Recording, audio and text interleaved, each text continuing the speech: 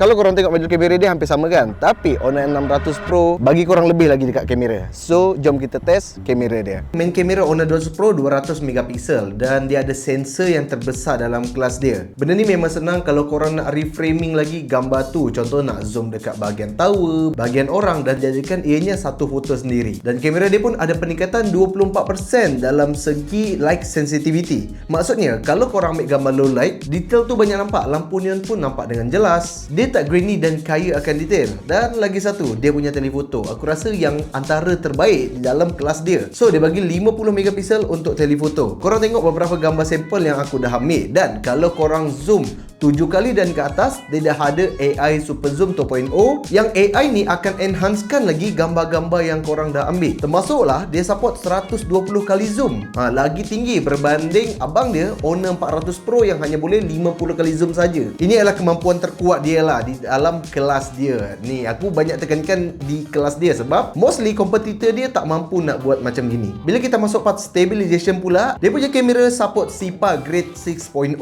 Sedangkan telefoto dia support 6.5.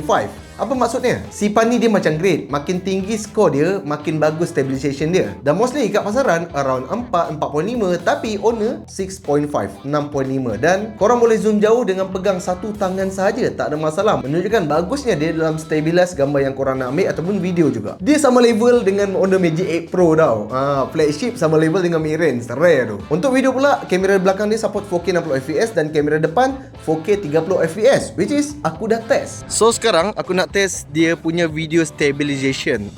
Tu 4K 60fps dia tak ada 0.6, tapi dia ada 1. Jadi ya, bagi aku video ni tak nampak jittering, best.